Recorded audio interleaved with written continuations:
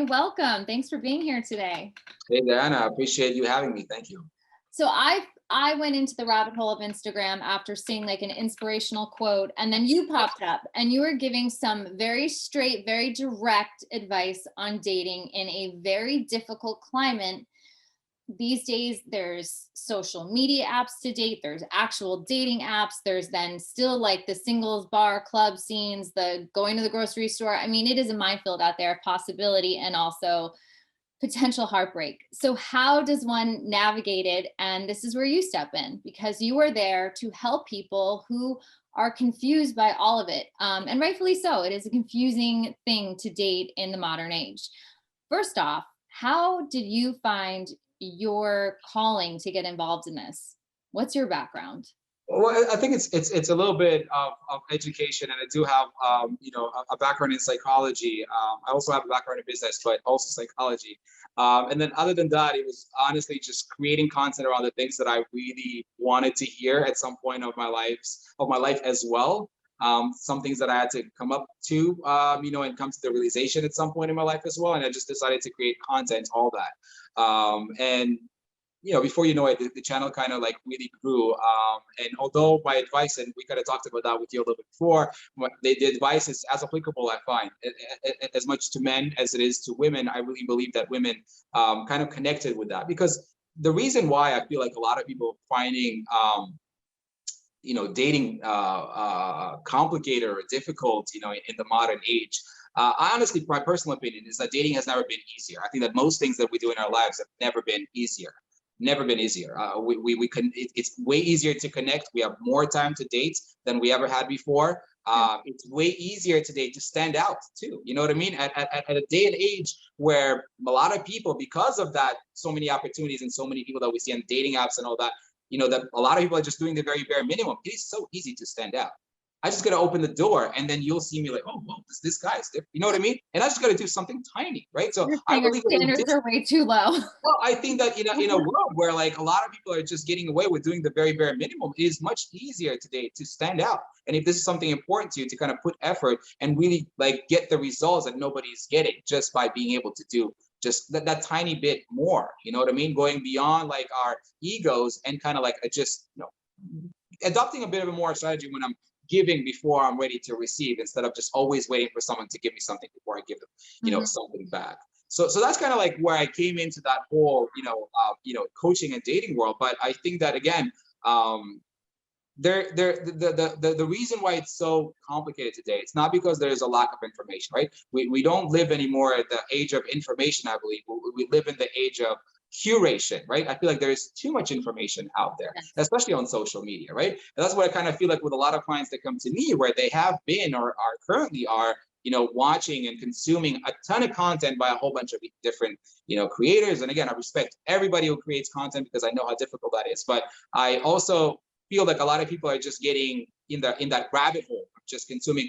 Oh, maybe it's the attachment style, maybe it's the love languages, maybe it's my childhood trauma, and the mind kind of works in a very funny way, because it would create the links for whatever we already want to believe. If you want to believe that your childhood trauma, that this one thing that you kind of believe that happened to you is why you're not really successful in dating and you're not finding the relationships that you really want to find, you're going to make that link.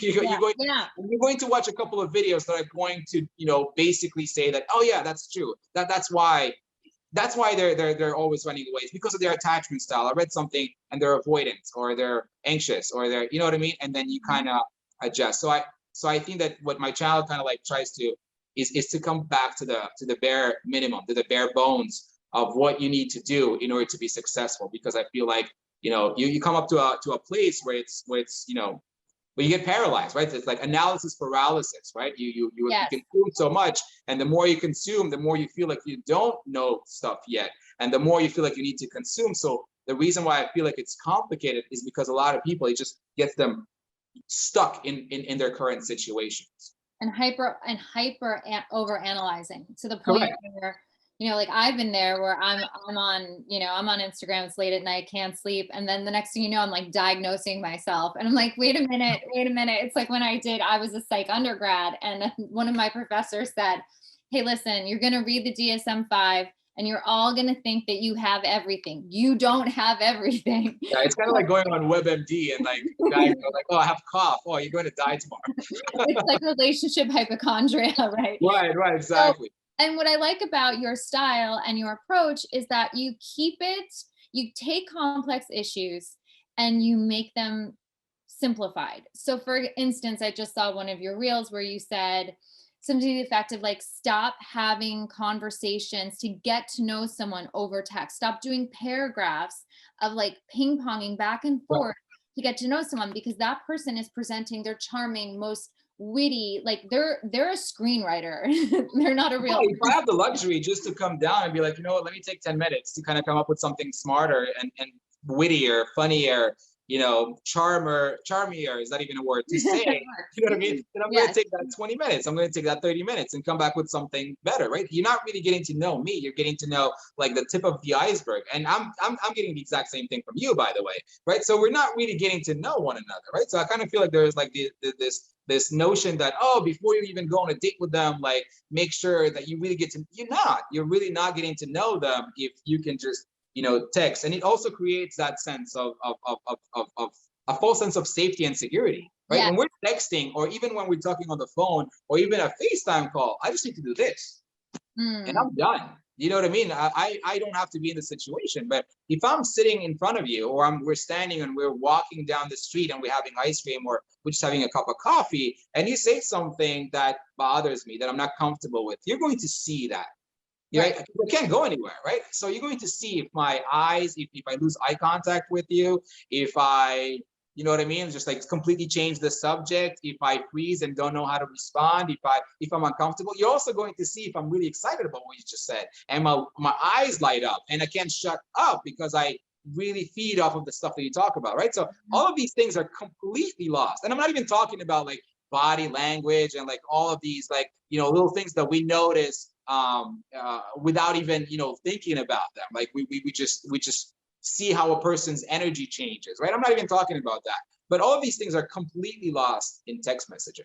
Well, and like you said, there's a false sense of familiarity too, which Correct. can lead to a disappointment in person, because you can't forget that there needs to be attraction. And I don't mean just like the person's physically appealing. I mean appealing in the sense of like, is their smell off to you? Because these are like primal instincts. So you could be talking to someone for like, I don't know, 2-3 weeks, feel safe enough to go out on a coffee date, a lunch date. You might have opinions on those. and then, and then you could be like, I just, something about him I don't like, or something about her I don't like. And I can't put my finger on it, but you've already invested in your, Right, there's that whole sunk cost, yeah. idea, right? That you've kind of already invested so much, that you've already maybe shared very intimate details about your life, about yourself. Maybe you have changed very detailed and intimate pictures of yourself at this point too. Do you know what I mean? So you've kind of created that sunk cost phenomenon. It's very difficult for you to continue staying objective and making the right decisions based on what you see, one way or the other. Right. And you mentioned something, and I know this is once again a very broad topic, but there's the sum cost. So would your advice or suggestions, however you want to phrase it, be that people don't just keep talking and talking, they just go and meet once they feel like there's a level of safety established? Obviously with dating, you always want to make sure you vet as much as you can. You make sure that you're in a safe environment when you're meeting someone new, stranger. Even if someone you kind of sort of know, you always want to always be mindful of safety. However, how much time do you spend texting or calling someone before you physically meet them? There are three things that and I always, talk about that with my clients. There are three things that I really suggest that you, especially as a woman, establish in that talking stage, right before you actually go on the first date, right? So three things. One, you just need to, at the very least, just enjoy each other's conversation, right? Like you just go on texting and it's just fun to you. It's enjoyable. You guys are having a good time as you're communicating through text messaging during that first, little bit when you're just talking, right? And I'm going to come to you and I'm going to say how long I think it should take, but that's one, right? Just enjoy yourself. Is this fun? Is this person just enjoyable to communicate with? Number one, check. Number two, the safety, right? 100%. I want to make sure that I'm going to feel safe if I do decide to meet them in person. right? And number three, I want to make sure that they're not catfishing me, which they are the person who they say they are. Yeah. I'm not just saying that, there's this, I'm looking for a woman and there's this like older dude just like, but actually the person that you say you are, right? And there's multiple ways that you can establish that. But like the easiest way is going from texting, right? I mean, which should be like maybe a couple of days. Let's say you meet them on a dating app, right? A couple of days, I'm just going back and forth, texting, just very on the surface, right? I'm just trying to see if there's like a vibe that we both enjoy. I'm going to try to like transition that into a phone call, right? So I can hear your voice. Again, that's kind of like helps me with the safety aspect. And it also helps me with the catfishing a little bit. Yes. And I'm going to try to squeeze in a video call with you. I'm going to try to do all that within more or less a week, or at the very most 2 weeks. I'm going to try to squeeze that. So it kind of tells me that, first of all, like you have the time, this is a priority to you. If you're going through the stages and the phases with me rather quickly, right? I'm going to make sure that you want this, really are who you say you are, and you want what you really say you want, right? So if you're a married person who's just trying to go out there, look for validation, you're probably not going to be very open to a phone conversation, let alone a video conversation with me, right? Right. Right. It's just going to add a level of difficulty for you to do that.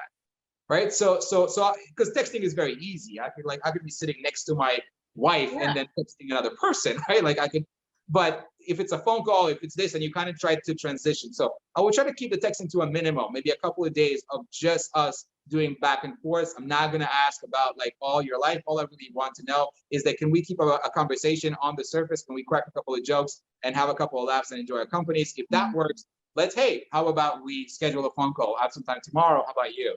Right? And you go in for a phone call. During the phone call, if you still are enjoying it, hey, how about we do a video call? So I'm kind of getting a feel for you. I'm getting the safety aspect, right? And it also, like, what you do on the first date kind of need to also align with safety, right? There's certain things that I'm never going to suggest you do, like, going somewhere like a remote location or a drive, or like, I don't even think that it's a good idea to have him pick you up. And a lot of women really disagree with me on that. But I'm like, I agree with you on that one. I mean, I'm a journalist by trade, and I have reported on some terrible stories that started on dating apps, or people met organically, in real life, and they thought the guy seemed nice or the person seemed nice, and they were like, got into cars. And I'm not trying to I'm cautioning, but I'm not trying to scare anyone either. But common sense before romance, common sense always, and be realistic, because you get in someone's car, you take away your power.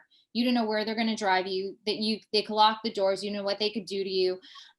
It's like, as much as everyone wants to find their happy ending, you still have to think of it as stranger danger first and foremost. So I echo that. I don't disagree at all. Right. And there's a time and place, like a lot of people say like, oh, but I really want to see, like, I'm old school, or I want to see like that, I want them to pursue, I want them to put that effort and take me out. I'm like, there's a time and place for that. Like, Absolutely. if you want to, he opens the door to his car, if he pays for a dinner, or he takes you out to a nice, there's a time and place. It's just not the first date. I always keep it simple. In a public place, I go to a coffee shop, maybe like a walk in a busy street somewhere downtown, or like in a park, there's a lot of people, that's, to me, that's a first date, and I keep it simple, 30 minutes, 45 minutes, and then I gotta go. Like, I just want to see if that energy that we had during the first week or two of communicating through all of these, different ways of, the different technologies, I want to see if that same energy translates into that in-person interaction. And I wanted to rewind a little bit, because you mentioned something about sending intimate photos before you even meet the person. That just sounds like hearkening back to the safety thing. Bad idea, right? Would you say bad idea? Well, beyond the fact that it's just from a safety perspective, and that your photos might end up somewhere that you don't want them to end up. Like revenge porn.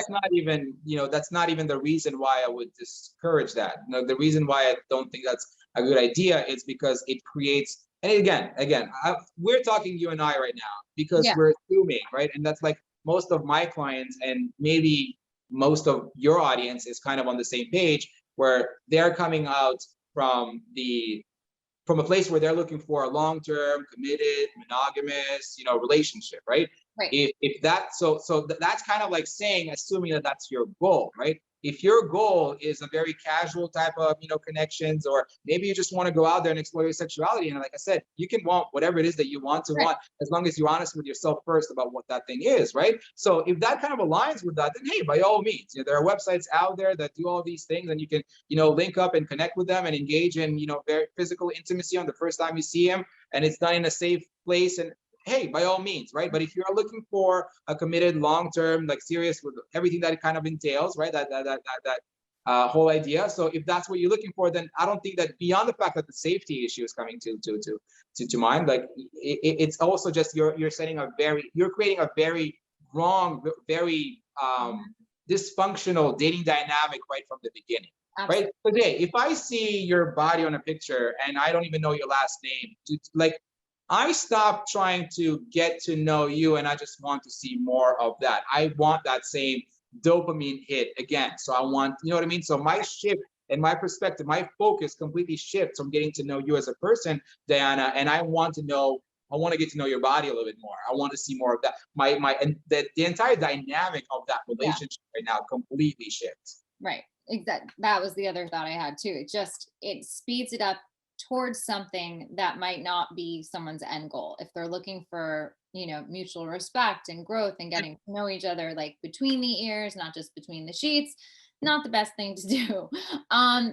Also, in terms of, this was another thing, this is a trigger, and I know we're jumping, but that's just the world of dating and relationships.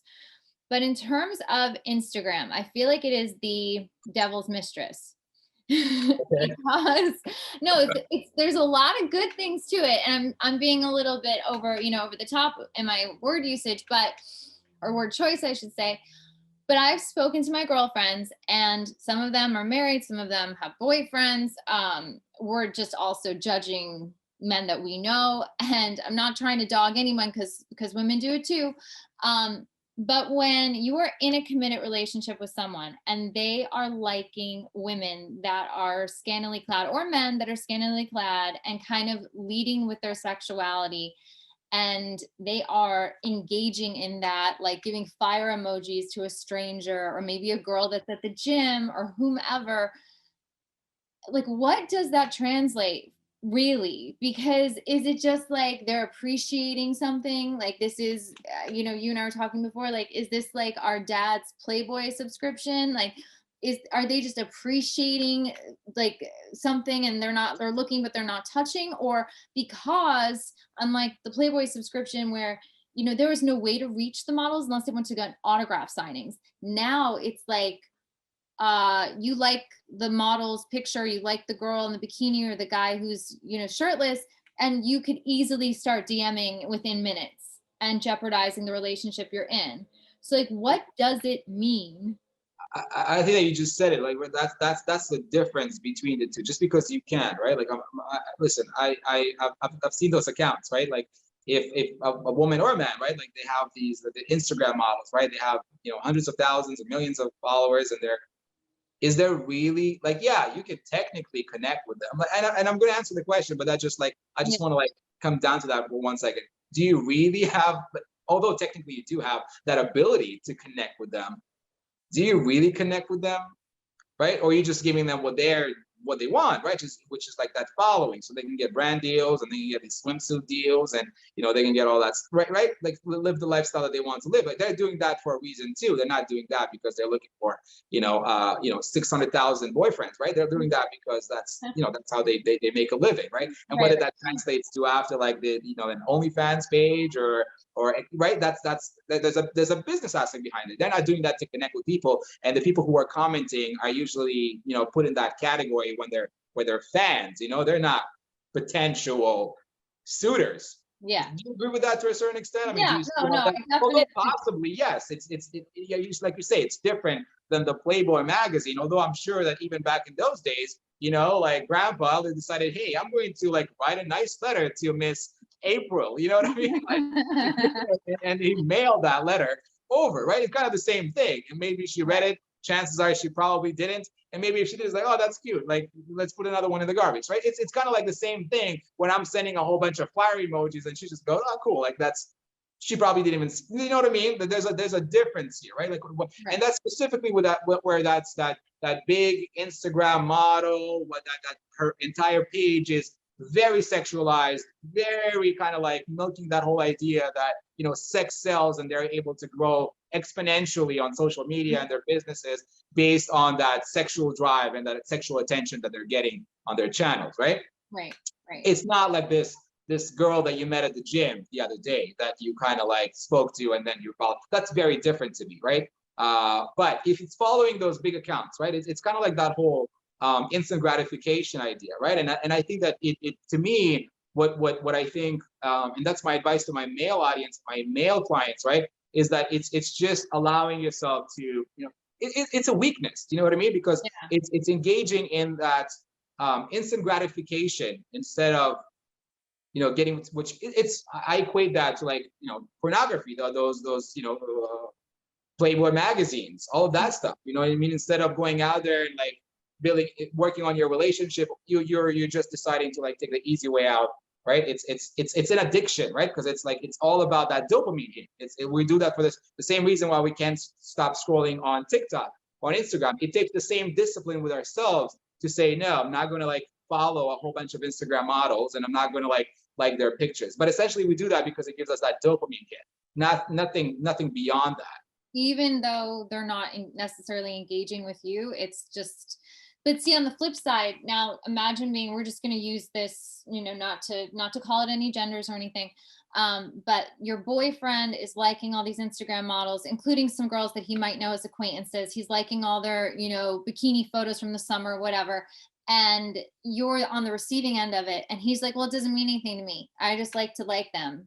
Well, there's definitely a conversation to be had here. You know what I Yeah. mean? If you're in a committed relationship with a person, there is a difficult conversation to have and be like, listen, this is not something I like about you, and I don't want that. And this goes against my values and against, you know what I mean? Like the relationship that I want to be in. And it's kind of like at the end of the day, it is deciding for yourself whether or not this is the type of person that you want to be with. Maybe someone who lacks a little self-discipline. You know what I mean? Because it's not necessarily him looking to replace you, which is very rare, by the way, where they could be very happy with their relationships, but they're still looking for these dopamine hits because they're just so available at our fingertips all the time. Do you know what I mean? Like, so it's not necessarily like, you know, but I'm not trying to justify the behavior. And I am saying that if you are, whether you're a man or a woman and your partner is doing that, and this goes against the type of relationship, this bothers you, there's definitely a conversation to be had there, right? Yes. So I think that what you do want is a partner who can be, you know, disciplined enough to say no to things where, you know what I mean? There are more important things out there in their lives, you know, that they're might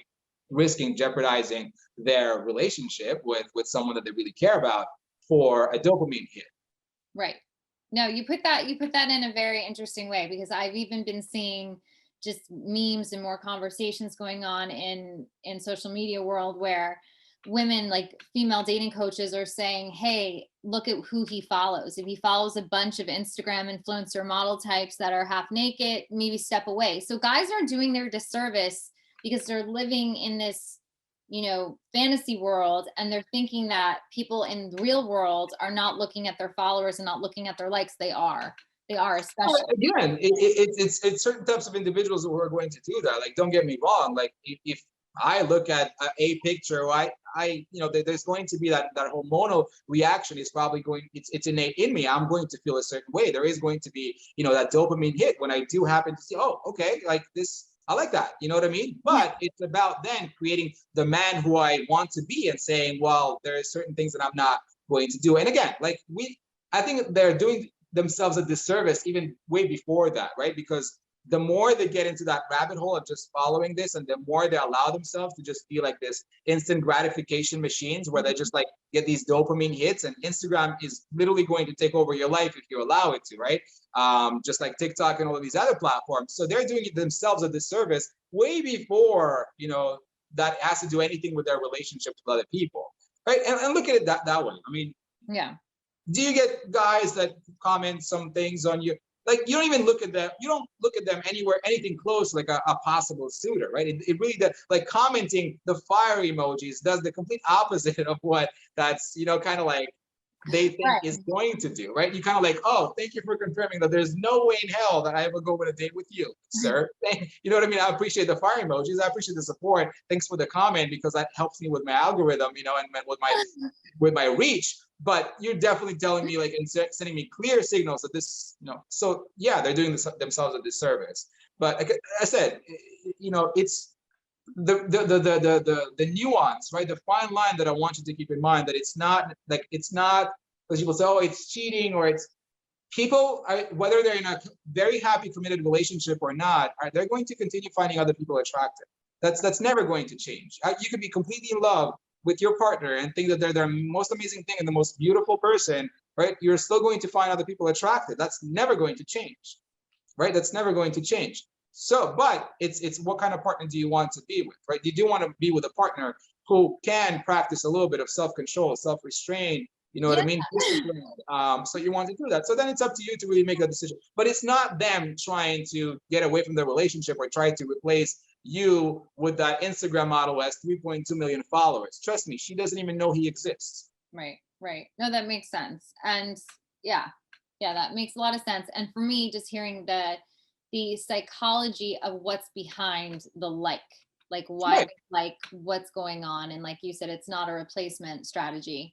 And you'll know if there's something more. I think that trusting that was something cool that you just talked about intuition, right? When something feels right, is it right? If something feels wrong, is it wrong? We can finish up on that because I know we're kind of all over, but I like what you said, and you can explain it better than me, being that you're the person who said it. But it was really important because I'm a big, like, go on my gut, because when I've gone against gut feelings, I've gotten myself in situations down the road. And I don't even mean romantically. I mean, just overall, like, I knew I shouldn't have gone to that event, or I knew I shouldn't have taken that job, but I took that job, and, you know, I had a feeling. But feelings, like you said, can be very misleading, and they can be very misinformed by past trauma, by disappointments. So like, what is a good feeling and what is a bad feeling, and how do you kind of differentiate these feelings so that you can make decisions within the feeling?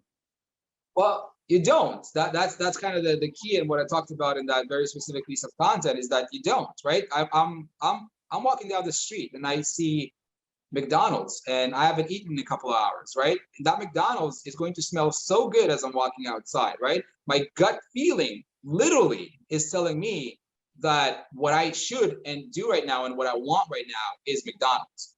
Do you know what I mean? Like, so how do you separate yourself from that? It really tells me that, oh, this is going to be so amazing and so good right now, right? Just like when I meet a person and I haven't like dated in a little while, and then I meet someone who's very attractive to me, right? And I'm going to, like, that gut feeling says like, oh, girl, like, you know that this is the guy. Like, it doesn't matter if you sleep with him on the first date, because this is, how do you know? You know what I mean? Like, just like it's my hormones that are coming out and flaring up because I haven't eaten in a couple of, you know what I mean? And that dopamine says, hey, I want that McDonald's. I know how it tastes. Look at that, you know, I smell that smell, like I really want it. It's the same thing, right? I'm just gonna jump at bed. So we can't know for a fact, because we're human beings and we are limited by our own you know, limitations, by the fact that we are, you know, we both have, we all have our insecurities. We all have past trauma and past experiences. We all have our fears, right, that are holding us back from really making like right decisions. So my advice to you is not to just focus on what feels right or what doesn't feel right, because like I'm sure that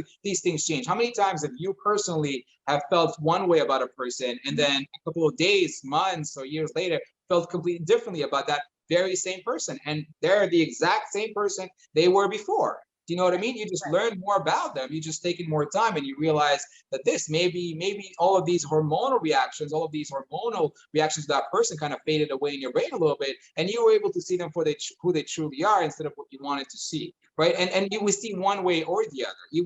We see everybody from a lens where we're too afraid to get hurt, and we look at men and say like, oh, men are pigs, and we just see that, right? Because we don't believe what we see what we already believe. Right. So either you're going to see that, or you're going to see, and you're going to be overly trusting and overly romanticize relationships before you even get to know them. Right. So my advice to you and everybody who's watching this, right, is not to try to differentiate or learn the difference between one or the other, but instead create the same systems, no matter what. So whether or not this guy, he feels right or doesn't feel right, I have the same exact boundaries. I'm taking the exact same time, right? I'm learning to go, I'm going through the phases, right? We talked about the talking stage, but like, when I talk to clients and in my course, I talk about the talking stage, I talk about the dating stage specifically, the relationship stage. What specific things do I want to establish and accomplish during these stages to make sure that I'm on the right path and I'm moving towards a common goal, with that specific person? I'm still going to keep up with all that stuff. And although it might feel right to have sex right now, or it might feel right to invite him over, it might feel, I don't know, maybe it's the alcohol in my body right now because I had a couple of drinks with you. Maybe it's the fact that you just flattered me and you kind of like pushed on a little bit of my pain points and you said that I have really nice, whatever. And nobody ever said that to me before. And so that's where I think that intuition is coming from, right? So that gut feeling is flawed. That gut feeling could sway one way or the other depending on how many hours did I sleep that day? Am I tired? Am I in a good mood?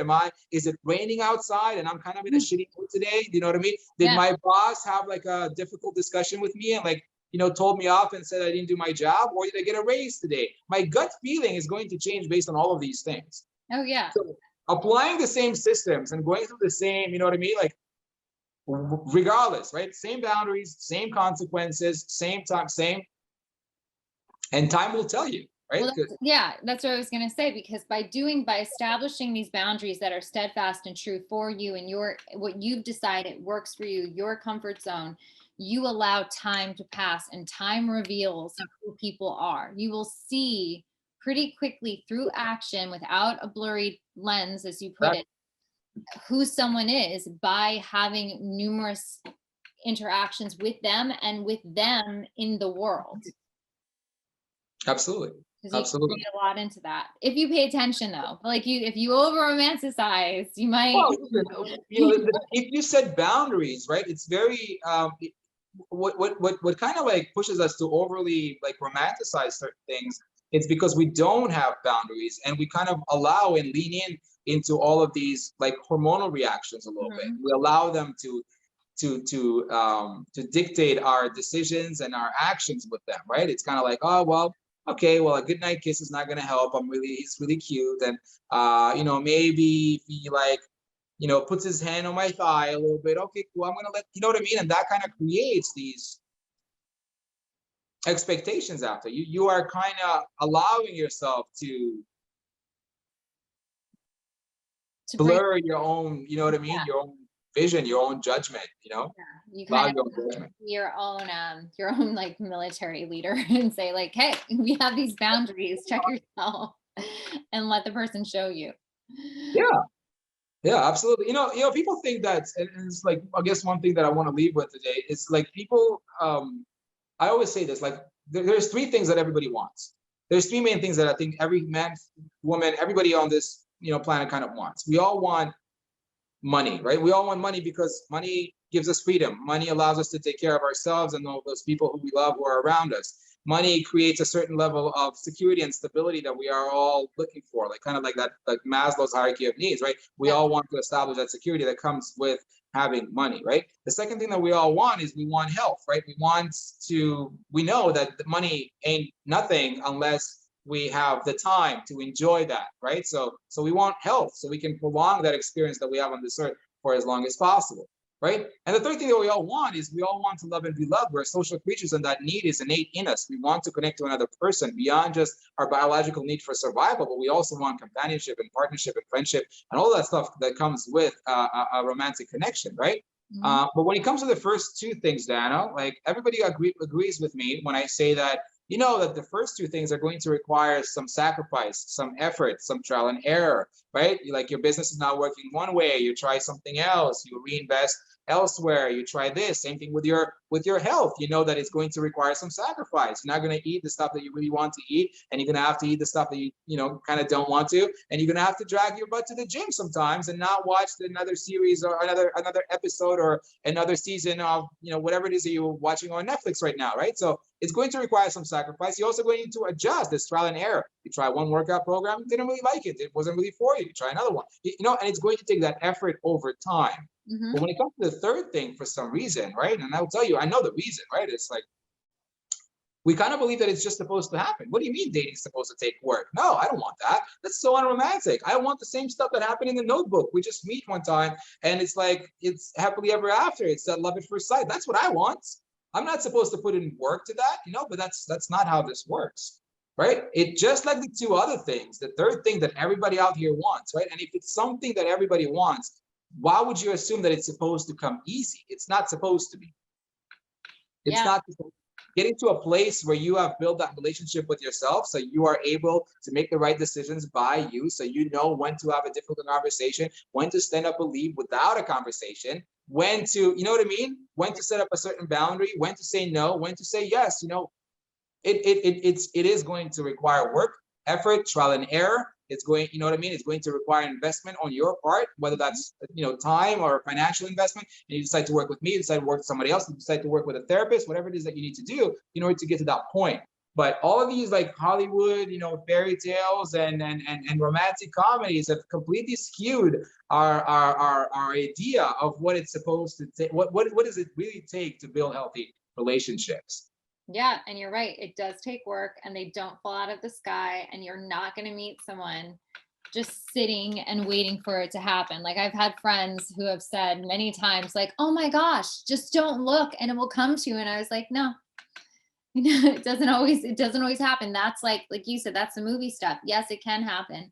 But if you actively want something, like you said about business goals, you have to set them and you have to put a game plan together and follow through. So thank you for your insight. You're awesome. I find you to be just like a breath of fresh air, and really know your stuff. Like speaking of like just good instinct, you have good instinct. So thanks. And thanks for you. Thank you. Yeah. And I hope you'll come back. I hope I will be invited back. You will be. Thanks, Lion. We'll see you soon.